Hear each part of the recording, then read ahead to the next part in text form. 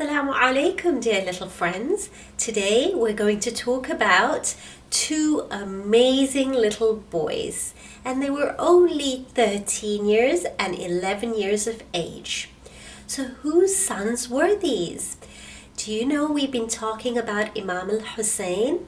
Imam Hussein had a very beloved sister called Syeda Zainab. Syeda Zainab had 6 children. She got married to a man called Abdullah, a wonderful man, and they had 6 beautiful children. So Syeda Zainab loved her brother Imam Hussein very, very much. And when she got married to Abdullah, she put a condition as a mahar, and she said to her husband that I only have one wish. And that is that whenever my brother travels, wherever he goes, please allow me to go with him because I love my brother. So Abdullah, her husband, said, of course, my dear wife, you can do that. Wish granted. Wherever your brother goes, you can go with him. So when Imam al-Hussein was departing for Karbala, she decided that she would also accompany him. So she asked her husband's permission, and her husband Abdullah at that time wasn't feeling very well, so he couldn't go with them. But he said to Imam al-Hussein and Syeda Zainab that I would like you to take 2 of my sons. One is Aun and the other is Muhammad, and I want them to be my representative and on the day of Ashura, and they will represent me and go and fight in the way of Allah for Imam al-Hussein. So they depart for Karbala. Now it's the night of Ashura. I want you to imagine the night. It's a dark, dark night. And the next day is the day of Ashura, when they go on the battlefield to fight the enemies. So on the night of Ashura, when it was very dark, close your eyes, and Imam al-Hussein was getting ready with the companions. They were all reciting du'as, reciting ayahs from the Quran, asking Allah for forgiveness because they know this is their last night. Tomorrow they will be martyred by the enemies. So in the tents, the women were talking to their children. So Syeda Zainab was talking to Aun&Muhammad, and she was saying to them, my 2 dear sons, your father asked you to come with me so that you could represent him. And tomorrow is a very important day. I want you to be brave and fight like how your uncle Abbas. So they had an uncle called Abbas, who was the brother of Syeda Zainab and Imam al-Hussein. Very strong man, Al-Abbas, and we will talk about him in the coming days. So she said, I want you to fight like Abbas taught you to fight. And the boys promised their mama. They said, we will fight and we will make you proud, mama. So Syeda Zainab said to them, when you get close to the river Furat, remember that there's children who are thirsty in the tents. Don't drink the water without the children having have drunk some. So they promised their mom that they wouldn't do that and they would fight bravely. The next day, Syeda Zainab saw them talk to Imam al-Hussein, and they kept coming back to the tent. And Syeda Zainab said, what is wrong, my 2 dear children, my precious boys? Why have you not gone to the battlefield yet to fight? And they said, oh, Mama, we've asked our uncle for permission, but he keeps saying no. Children are not supposed to fight. It's not wajib on children to fight on the battlefield. So Syeda Zainab takes her 2 boys and she goes to Imam al-Hussein and she says, dear brother, please let my children go. This is what my husband had promised you, that they will fight on the battlefield and they will support you and protect you. Imam al-Hussein put his head down. He was very sad, but he said, okay. He then put the armor on the boys and he gave them their swords. The armor was so big for them. Imam al-Hussein had tears in his eyes and he bid them farewell. As they approached the enemies on the battlefield, Umar ibn Sa'ad, the leader, said, "Who are those two boys coming? They look so beautiful."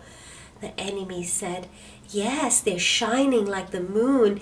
These are the sons of Syeda Zainab and Abdullah."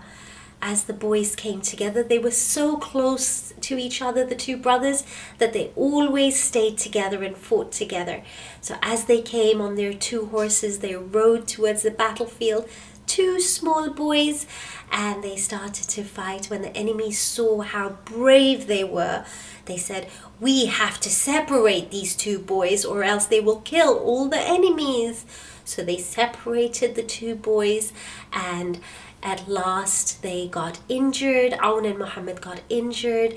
They fell to the floor and they called out to their uncle, "Oh, my dear uncle, salams to you. Please accept our support towards you, and please give our salams to our mother Syeda Zainab." Imam Hussein goes to the battlefield, carries the two boys back, and looks for Syeda Zainab. When he finds Syeda Zainab, he sees that she is in sajda and she's thanking Allah profusely for accepting her sacrifice. Let us raise our hands, my friends, and ask Allah to make us as brave as these two little boys, and for us to also listen to our mama and baba, and that we can also stay on the path that is of haqq and of truth. I'm going to now read you a beautiful story about the owl family. Once upon a time, there was a boy called Ali and a little girl called Noor, and they were on vacation in Canada at their auntie's house. After a little while in the evening, they could hear some noises. Hoot, hoot, hoot. And they were like, "Shh, what's that noise?" Ali asked. "I think there's some owls out there."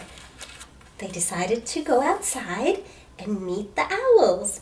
"Salaam Alaykum," said Mr. Owl. "I haven't seen you here before." "Wa alaykum salam," said Noor.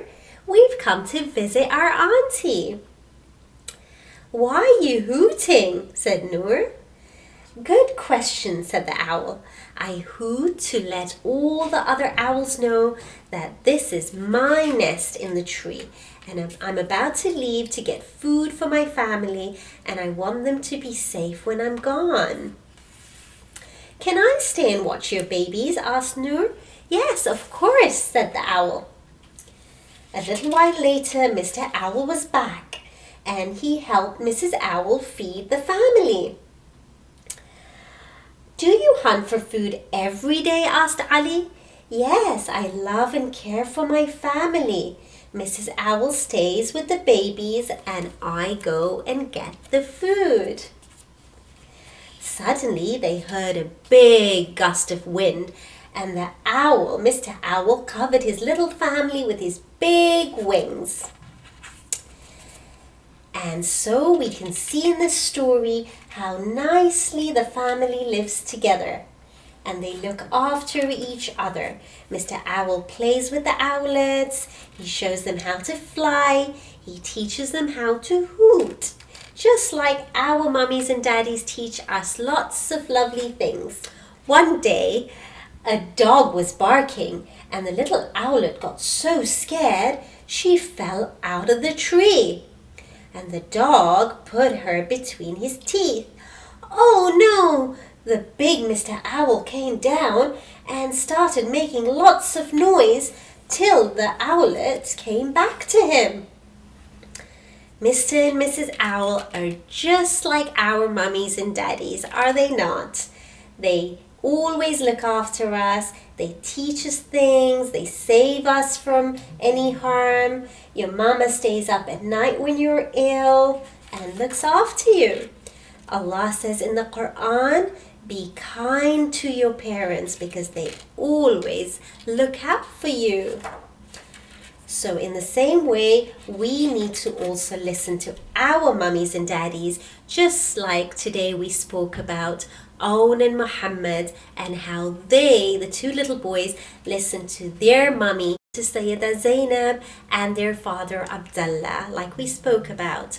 Let us raise our hands and pray to Allah to guide us to also be good children and listen and protect our families. Assalamu Alaykum.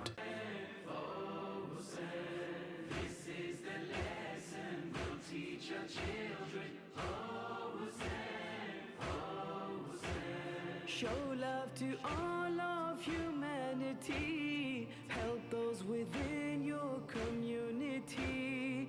In their times of difficulty, stand up by their side with unity. Help those who need you when they're in trouble. Your master's message is universal.